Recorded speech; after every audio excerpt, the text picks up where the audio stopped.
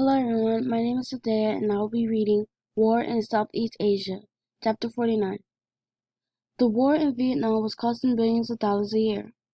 Someone said we had to make a choice between guns and butter. Guns symbolized war and butter stood for goods and helping programs. At first, President Johnson thought we could have both, but the guns got more and more expensive. Soon we were spending more in Vietnam than all welfare programs combined. Funds for the Great Society had to be cut. Many of its programs were eliminated. The Vietnam War was a civil war, but we made it our war.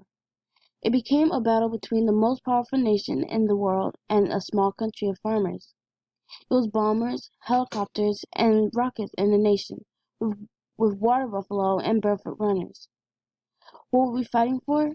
It was supposed to be for freedom and democracy, but since we didn't know much about the country we were fighting in, we backed corrupt leaders in South Vietnam, who robbed the treasury and bossed everyone around.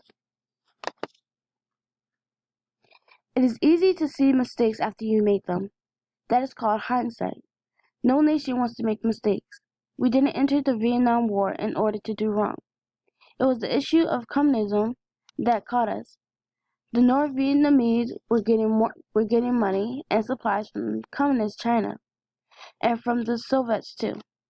Many Americans feared that the Chinese communists would control a united Vietnam. Because we hadn't studied much about the Vietnamese history, we didn't know that the Chinese and the Vietnamese didn't get along very well. Most of the advisors to Presidents Eisenhower, Kennedy, and Johnson believed we should fight in Vietnam. They believed it was Americans' role to stand up to any communist nation. Anywhere, they believed that all communist nations were part of a large conspiracy.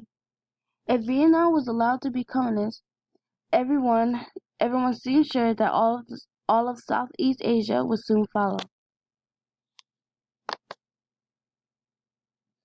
We got into the war in Vietnam one step at a time. It wasn't the fault of the Republicans or the Democrats. It was bipartisan. In the early 1960s, war hawks in both parties were screaming that we needed to fight. Our presidents didn't want to be called soft on communism. Besides, they remembered Hitler, the terrible tyrant who started World War II. If Hitler had been stopped early, that war may not have happened. But the leader of North Vietnam, Ho Chi Minh, was no Hitler, though he wasn't a democratic leader either.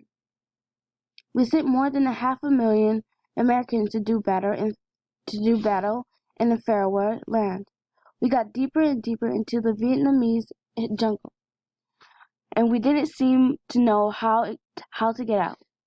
First, it was a little step of Truman's. Then Eisenhower invested more money and sent more advisors, and Kennedy sent much more money and lots of advisors. President Johnson didn't know what to do. His advisors was pushing him to enter the war in a big way. Barry Goldwater was the Republican candidate for president in 1964, ran to get into the war campaign, and even talked about using nuclear weapons. Johnson ran as the peace candidate, but Johnson didn't want to look like a coward. Something happened soon after he was elected that gave him an excuse to become a warrior. An American ship was on a secret mission in the Gulf of Tonkin. It wasn't supposed to be there. A torpedo was fired at the ship. 2 days later was a second report of torpedoes. It turned out to be untrue. Maybe a sailor saw a flying fish. President Johnson said an American ship has been attacked. He got Congress to press a resolution that let him go to war. It was called the Gulf of Tonkin Resolution. The Vietnam War went into high gear.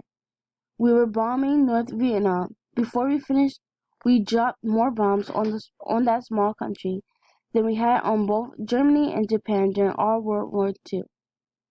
We sent soldiers, lots of them. Most of our soldiers were decent and many were heroic. Many helped the people of Vietnam, but imagine trying to fight in a hot jungle where you can't even see the enemy. Some soldiers became angry and violent. Many were introduced to drugs in Vietnam. Some used their weapons on innocent villagers as well as on enemy soldiers. The war became a national nightmare.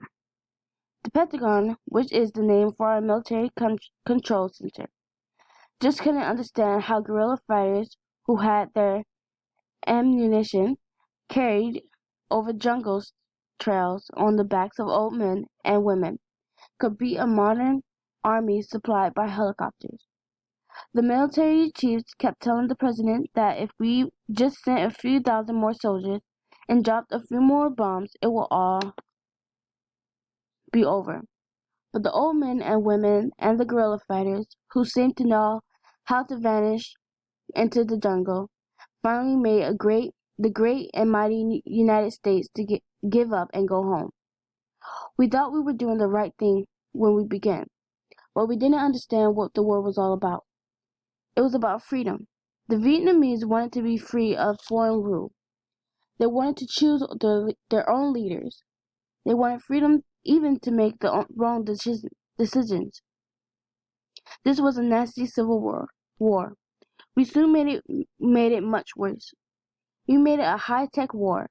We brought in grenades, rocket launchers, and gasoline explosives called Niplon, and chemicals called deflorants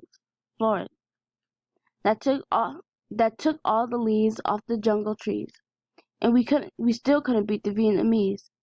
We should have known that could happen. After all, we ourselves started out as a little pig-sweep nation that defeated the great and mighty Britain Empire. Didn't we remember that people fighting for their own freedom are apt to be unbeatable? What had happened to us?